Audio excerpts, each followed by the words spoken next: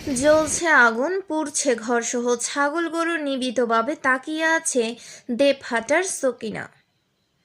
দেবহাটা উপজেলা পারুলিয়া ইউনিয়ন কোমরপুর গ্রামের মৃত সুখচাঁদ সর্দারের ছেলে আনারুল ইসলামের বাড়িতে গত ১৬ ফেব্রুয়ারি রবিবার সন্ধ্যার পরে বৈদ্যুতিক শর্ট সার্কিটে ৬টি গরু ছাগল সহ বসতঘর পুড়ে ছাই হয়েছে।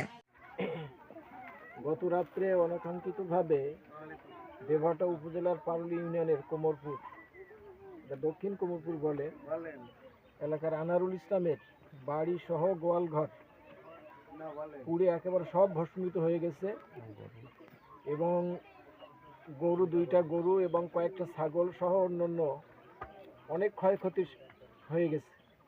তাৎক্ষণিকভাবে আমরা ভোরবেলা মুহাদ্দিস রবিউল বাশারের নেতৃত্বে আমাদের আলহাজ মাহবুব আলম ভাই, উপজেলার অন্যান্য দায়িত্বশীল আমরা সকলে এসেছিলাম।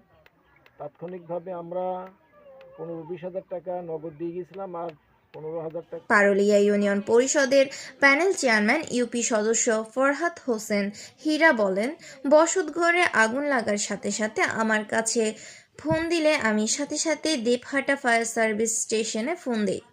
তারা এসে 2 ঘন্টার চেষ্টায় আগুন নিয়ন্ত্রণে আনে। আনারুল ইসলাম বলেন, আমার গোয়ালঘরে 3টা গরু ও 5টি ছাগল ছিল, তার মধ্যে 2টি গরু ও 4টি ছাগল পুড়ে ছাই হয়ে গিয়েছে। সাথে আমার বসত ঘরে থাকা সকল আসবাবপত্র ও খাবার সামগ্রী পুড়ে গেছে। আমার এখন থাকার মতো কোনো জায়গা নেই। পারুলিয়া ইউনিয়ন পরিষদের চেয়ারম্যান গোলাম ফারুক বাবু বলেন, আমি রাতেই খবর পেয়ে ছুটে এসেছিলাম। এসে দেখি তাদের থাকার মতো কোনো জায়গা নেই।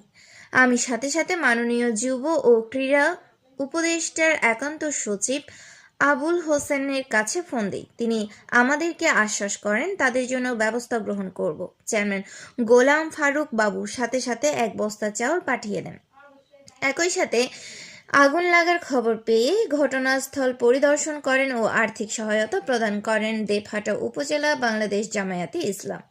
এই সময় জামায়াতের কেন্দ্রীয় শূরা সদস্য মুহাদ্দিস রবিউল বাশার বলেন, আমরা এ ঘটনায় মর্মাহত এবং আমরা তাদের কিছু আর্থিক সহযোগিতা করছি।